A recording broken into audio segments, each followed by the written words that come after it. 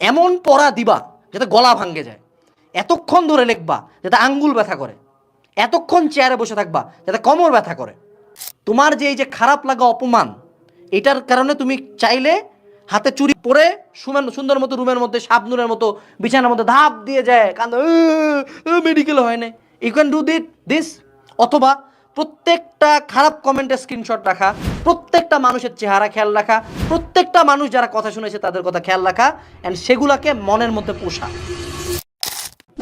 মনের মধ্যে রাগটা পুষো না, লেখো, ডায়েরি লেখো, 72 ঘন্টা ডায়েরি লেখো, স্ক্রিনশট তুলো, স্ক্রিনশট সবচেয়ে নেগেটিভ যে কমেন্টটা হয়েছে না তোমাকে নিয়ে, ওটা স্ক্রিনশট ওয়ালপেপারে দাও, দিয়ে মনের মধ্যে একটা চ্যাত উঠছে না, 72 ঘন্টা পরে এই চ্যাতটা যাবে পড়াশোনা এবং বইয়ের উপর।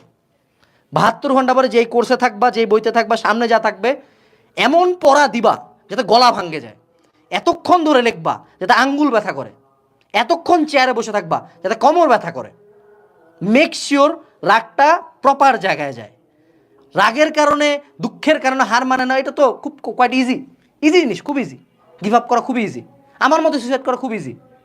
একটা রিক্সাওয়ালা চালিয়ে কালকে সুইসাইড করতে পারে, ভ্যালিড রিজন আছে তার কাছে, বাট সে কী করে? ফাইট করে। So be that guy, be that girl, fight করো, অ্যাঙ্গারটাকে জায়গা মতো কাজে লাগাও। আর মনে রাখবা, আমি যতই মোটিভেশন দেই, এই মোটিভেশনের মেয়াদ হলো 5 মিনিট। 5 মিনিট পরে আবার রিয়ালিটি কিক ইন করবে, খারাপ লাগবে, but that's the fun part, you do it anyway. লাইনটা কি? You do it anyway. আজকে তুমি চান্স পাও নাই, একটু তোমাকে খেয়াল করাই দেই তো, ওই যে অ্যাডমিশন টাইমের কয়েকটা দিন যে বাইরে ঘুরতে গেছিলা, খেলেছে না? ওই যে পুরা রাত যে ফোনগুলো স্ক্রল করতেছিলা, খেলেছে না? তোমার বন্ধুরা পড়তেছিল, তুমি তো স্ক্রল করতেছিলা। ওই যে প্রেম করতেছিলা খুবই, ওই যে অনলাইনে একদম বিশাল বড় হিরো হয়ে গেছিলা, ওই যে একদিন পড়ার কথা ছিল পড়ো নাই, ওই যে এক্সামটা দেওয়ার কথা ছিল দিতে গেলা না, ওই যে কোচিংয়ের কথা বলে বাইরে ঘুরে বেড়াচ্ছিলা, দিনগুলো খেলাছে না? ফ্ল্যাশব্যাকে যাও তো একটু, কী কী ফাঁকি দিছিলা, তাই না? সো ওই সময় তুমি কী করছিলা? তোমার ফিলিংসের দিকে তাকাইছিলা যে আজকে ইচ্ছা করতেছে না তাই পড়বো না। You thought about your feelings, but আজকে থেকে ট্রাই করো ফাক ফিলিংস। কোনো ফিলিংসের কিচ্ছু নাই, ভাল লাগতেছে খারাপ লাগছে কিচ্ছু না, পড়বো। যতক্ষণ পর্যন্ত আমার পাবলিকে একটা সিট না হয় আমি পড়বো, যতক্ষণ পর্যন্ত ওদের মুখটা চুপ না হয় আমি পড়বো, যতক্ষণ পর্যন্ত আমি মেক শিওর না করি যে আমার রিভেঞ্জটা পূরণ হয়েছে আমি পড়বো। যদি এই মেন্টালিটি মাথায় নাও, দেখবা শুধু পাবলিকে চান্স পাও না, লাইফে অনেক দূর গেছো। ভাইয়া পাবলিকের সিট কি সব কিছু? উত্তর হলো কিচ্ছু না। বাট কিছু না হলে আমি ফাইট দিব না কেন? ও যদি পায় আমি ফাইট দিব না কেন?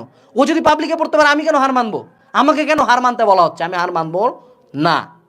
এই কথা দিয়েই আমাদের আজকের লাইফটা শেষ। যারা মেডিকেলে চান্স পাও নাই তোমার জন্য সমবেদনা, বাট যারা মেডিকেলে চান্স পাও নাই তোমার জন্য এখনও অসংখ্য পথ খোলা আছে।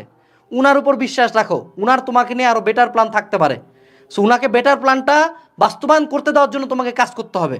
রুমের মধ্যে দরজা লাগাই দিয়ে কান্দাকাটি করলে উনার প্ল্যানে কোনো বাস্তবায়নের সুযোগই থাকবে না। তুমি বাঘের সামনে দাঁড়ায় যদি বলো আল্লাহ আমারে বাঁচাও, তা না, তোমার দৌড় দিতে হবে, উনি দেখবা বাঁচাই দিবে। That's the final thing.